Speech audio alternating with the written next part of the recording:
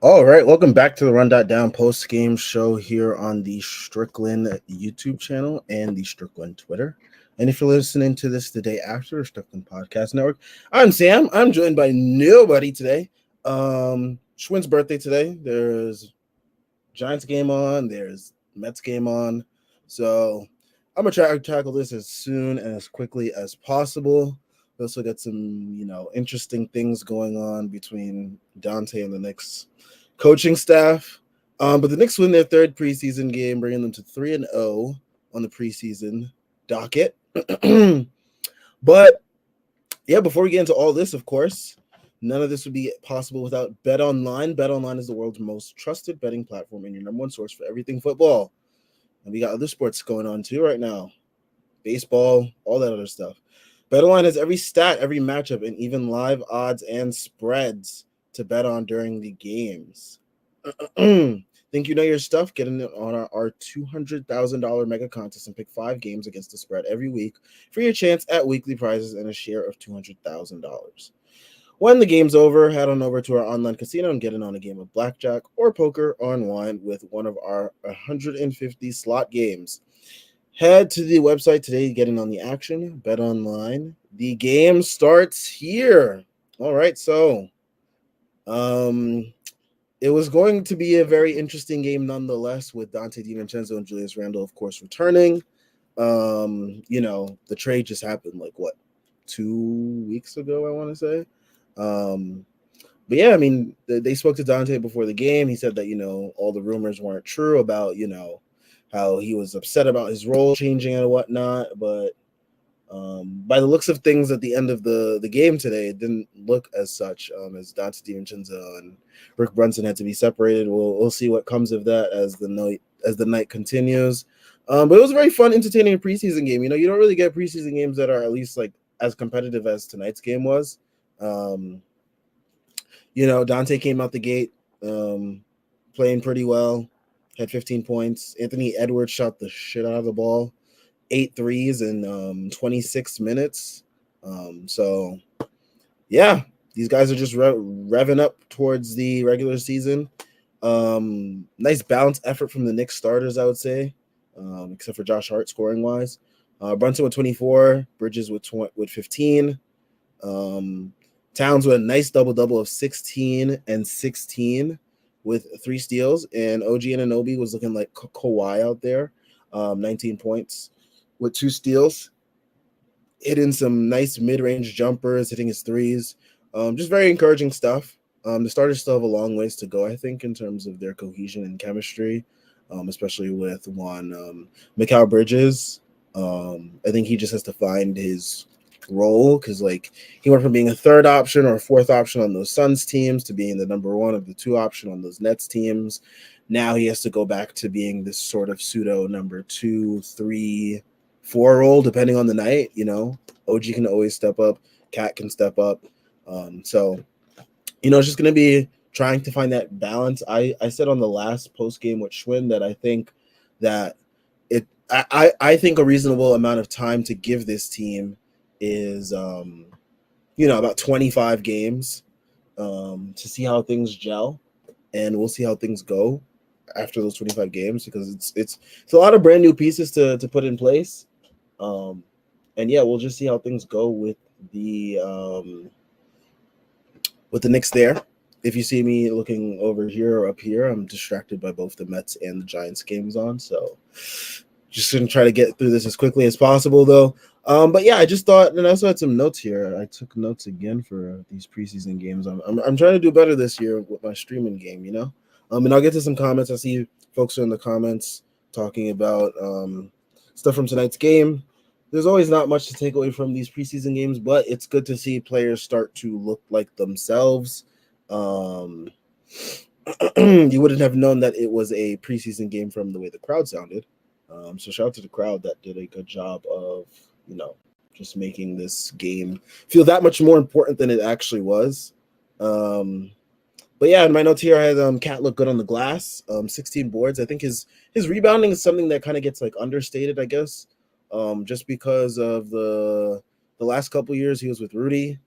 And, he's someone that also spaces the floor. So he's not someone that's really going to be on the offensive glass as we were used to with someone like a Hartenstein or even like Mitch. So that's something that is going to be interesting to see how that develops throughout the year. We know the Knicks have made a living off of the glass. And yeah, we'll see how that goes with Cat. He looked pretty good tonight. Showed a varying array of different skills, rebounding, getting to the paint. We'll just see how it goes. I would like to see him do less dribbling just because I'm not all the way comfortable with that, or at least I'm not familiar with that part of his game as I was familiar with Julius Randle creating in that role. But it's just good to see the floor at least spaced really well. I also wrote here in my notes that the team is going to feast in transition.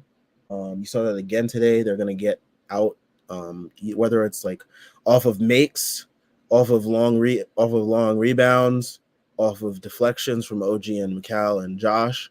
I just think that the team is going to feast in transition, and that's where the team is really going to get a lot of its points, because I know a lot of people are critical of like the non-Jalen Brunson creation minutes, and I think it'll be a combination of the team getting out in transition, and I think McCall will take care of some of that, as I said in the last post-game stream. But yeah. Also here in my notes, Campaign. He looked pretty good tonight, and Deuce made a return as well. He looked good as well. So we'll see how those guys develop as well. I know Campaign is he's kind of been like streaky the last couple of years or so, but like if he can be as consistent as he was in his role with the Suns that year, that would be really, really key for that backup unit. Like it would flow so much smoother if he can look like that version of himself. But yeah, it's good to see him look good in the beginning of preseason, and we'll see how things shape out. And I also had some creation lapses when Brunson isn't on the court. I think that will all just come down to the team gelling. But there was this one unit that looked really good tonight. It was the Deuce, Shamit, Bridges, OG, and Towns lineup. That lineup was really fun. They went on like a 14-3 run in like the third quarter. So I'm interested to see how the team utilizes that lineup throughout the year, how often they utilize it. And yeah, I think that's going to be a very fun lineup, especially if they can get out into transition like they did. They were really fast, moving up and down the court, getting deflections on defense, rebounding the ball pretty well. Like I just think that's going to be very fun to see. And we'll see how the Knicks' identity changes once again this year. As we've seen over the last couple of years, the team has been very willing to change based on the personnel that they have. So we'll see how that goes. And yeah, let's get to some comments that we have here. I think this is going to be a very short stream. As you know, preseason is not a lot to really take away from these games. But we have Chris Bernhard here. He says, can we fast forward to the regular season already? I think we're all very much over preseason. Yeah, I think we're over preseason as well.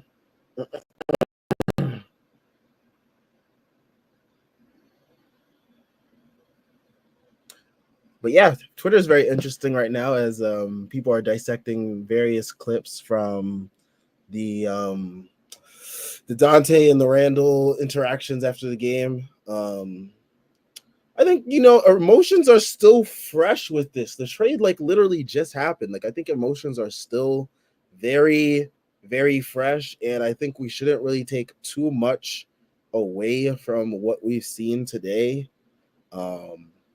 Yeah, it's just gonna take some time. Like these guys, especially like a guy like Dante, probably thought he was gonna be on the Knicks for a while. He signed that contract. Julius thought he was gonna be here for a while. Like, emotions are still fresh. But I am interested to see how things evolve with both of these teams as they go forward. I think Dante's gonna be really good for the Wolves this year. Like he's just going to be what they need him to be, whether he's starting or coming off the bench. So yeah. If you swap what the Knicks traded for OG and what they traded for Mikal, the value makes more sense. Yeah, I mean, in actuality of everything all together, it's like when you look at the Paul George and Kawhi deal, or the separate deals that like had to get done. Like when you make the Paul George trade, it's like you're doing that to pair him with Kawhi. So like when you make the Mikal trade, and this is like on a smaller scale, because I know some fans are going to take this out of context or way out of proportion, especially fans of other fan bases. But it's in that similar regard of like for you trade for Mikal to pair him with OG, so you have this like very solid wing tandem. And that's what the Knicks are betting on this year. You know, just hoping that OG can stay healthy. Hoping that OG can have like a 2019 Kawhi style of bill of health, as well as possible production on a lower scale.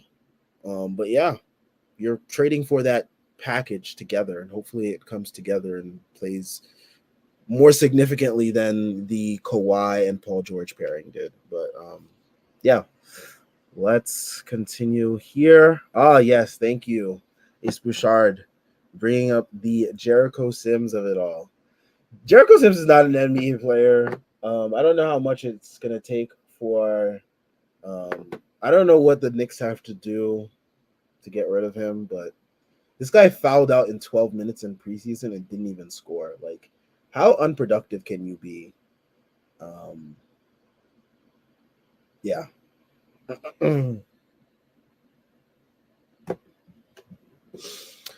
Let's see. He says Sims is such a disappointment. Your NBA future is on the line and about to lose his career to guy named Huck Porty. Yeah, Huck Porty's been great. Shout out to Huck Porty. You know, doing way better. I mean, the bar is in hell for being better than Jericho Sims, but he is somehow going above and beyond that. But yeah, Jericho Sims should not see another minute of preseason. If anything, send him to Westchester and keep Huck Porty up here, because yeah.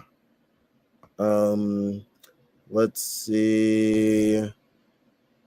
Joseph Castor asks, what happened with Devo and Rick Brunson? Well, I'm probably sure that you've seen it by now, but in case you haven't, they were talking after the game, because after the game, of course, but during the game, there was a clip that went viral on Twitter of Dante basically yelling to the Knicks bench, "Thank you for the trade, Thibs. Thank you for the trade. This is what happens when you run the show."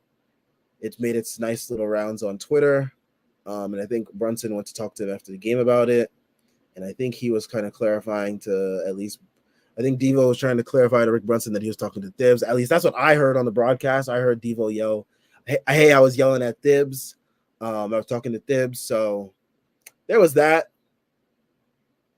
But yeah, like I said, emotions are still pretty, high from this trade.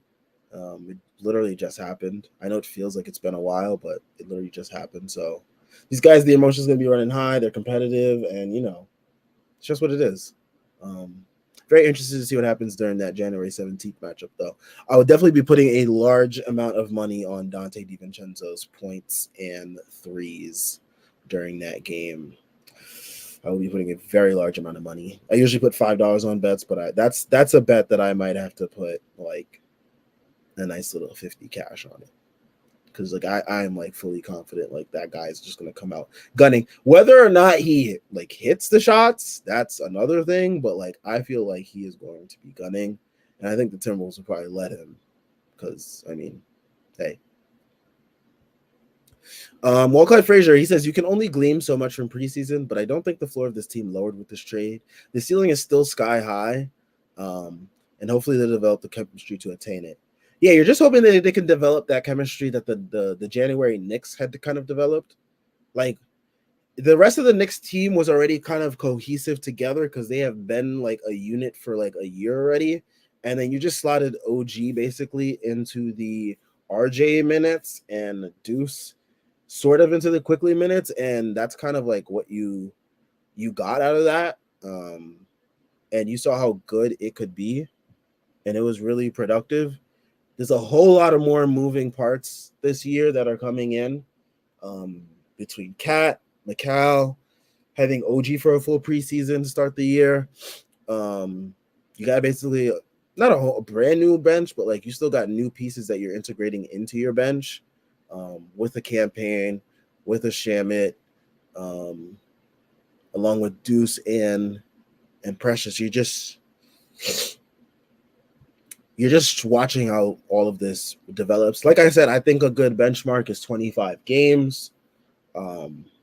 That's like about a quarter, a little bit over a quarter of the season. And I think by then, I think we'll have a pretty good idea of what this team should look like. And usually that's like around the point in the year, or at least a little bit before that. That's around the point in the year where Thibs usually makes like a lineup change if things aren't really going the way that like expectations are. And he might even do it a little bit sooner, because like the last couple of years he's made changes. Like he moved Dante to the starting lineup. There was the years before where he had Fournier starting, then he put Grimes in. There was the years where he took out Cam Reddish and Evan Fournier and Derrick Rose out of the rotation completely.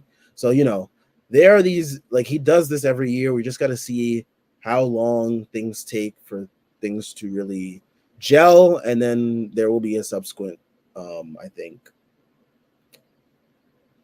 Come on, Daniel Jones. Anyways, so much for New York teams tonight. They are getting not off to a great start. Let's see what else we got here.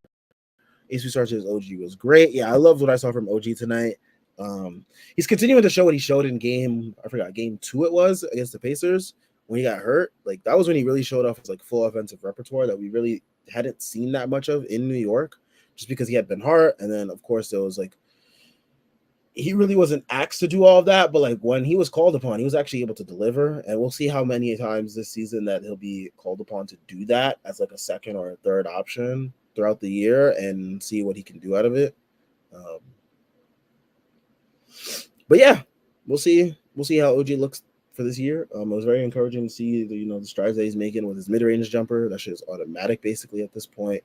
Good to see him still great from the threes. So yeah, I'm very encouraged of what I've seen from certain players. Charlie Singer, he says, how do you think the backup big situation will look? We haven't seen any realistic lineups without Cat in them.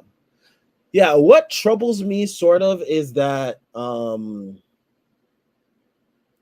on, DJ. Damn it. But yeah, what troubles me with what we've seen with the big lineups is with Precious has only been in lineups with another big man. So it's like, is Thibs going to do the thing where he plays a big man? He does like this double big thing, or is he going to trust Precious to be able to man the backup 5 minutes? I assume that it won't be a lot of backup 5, just because I think that Cat will play a lot of the 5. And then you'll see like him get a breather for like 10 to 15 minutes a night or something like that. Similar to what we see with the backup guard spot with Brunson.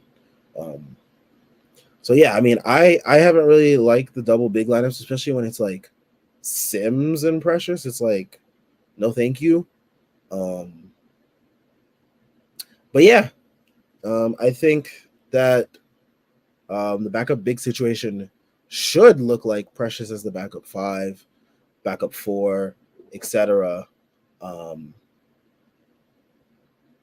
Maybe Huck Porty, maybe, but like I don't really want to see Sims. I know Sims is like a favorite of Thibs. I don't know why, especially at this point. It's like, there we go. But yeah, I don't see it with Sims this year. He just doesn't look like an NBA player, and yeah, I think we'll get our first glimpse of actual realistic lineups maybe in the last preseason game. I know a lot of teams like to like kind of give a kind of a look of what their team will look like during the first game of the regular season in that last preseason game. So I think that will be a good time for us to finally see what actual rotations will look like. But yeah, the only reason I think that Thibs might do double bigs is um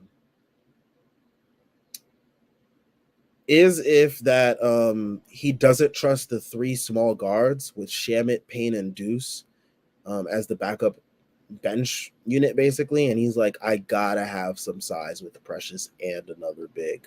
Like that's the only thing that I can see him doing. But I also think he's gonna be forced to like stagger the starters with the bench a little bit. Like he's gonna have to be forced to play lineups with like, you know, OG and Cat with like some of the bench and stuff like that. So yeah, I don't know. I feel like with the expectations that are placed on this team, it just doesn't make sense to even like waste your time with like trying to like fit Sims um or Hukporty next to Precious. Like it's got to be Precious or one of the other ones. Like, and you have to stagger the starters with it. So it's just like we just gotta wait and see, man. The first game of the season is around the corner. It's on the 22nd, I believe, of October, which is like soon. So it's only a matter of time before we actually see what this team looks like, and then we'll see where we can go from there. Um, Against Boston on ring night, perfect opponent to see like what Thibs really does. So like that's the comp right there. So we're gonna see what happens. Chris Bernhardt also says, looks like Dante's probably pissed that he got traded before he got a chance to play with his boys. I'd be tight too, especially when he hit the biggest shot for the Knicks in ages. Yeah, I mean, definitely. And he also says, I do wonder if Thibs really had his hand in trading for Cat, for sure. That's an interesting story if he really did. I think the way this front office operates, of course, Thibs definitely did. Like Thibs is always in, like whenever you hear those stories about like decisions being made with the front office, it's like Thibs, Leon, World Wide West, like those are like the big names. Brock Aller, Walt Perrin, like those are the big names that you always hear. Like they're all in cohesion with each other. I think they all had a hand in assembling this team. I think Dibs having prior experience with Cat and just seeing what his center situation was going to be this year with Mitch being hurt and possibly being forced to play Julius Randle some minutes at the 5, whether we believe it or not. It was probably going to be a situation that he's going to be forced into, and a situation that he wasn't really thrilled about. So, yeah, I mean, we'll see. I mean, stories will come out as the year goes on. You know, of like what, what happened with these trade negotiations, who was part of what. But yeah, and we'll also see some quotes on the timeline soon, probably of like what went on between Dante and Rick. So yeah, it's very, very interesting. Preseason, there's never a dull moment with the Knicks, man. Never a dull moment.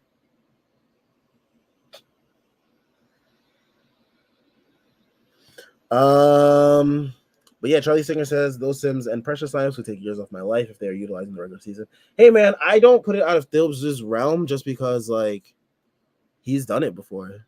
The only reason I'd like be more encouraged that it won't happen is just because the expectations for this season, like I think they fully know that like it's championship, not championship or a bust, but it's like, you know, it's serious now. Like last year, we came into the year with like, all right, like we made the second round. Let's try to get back there at least next year, at this year.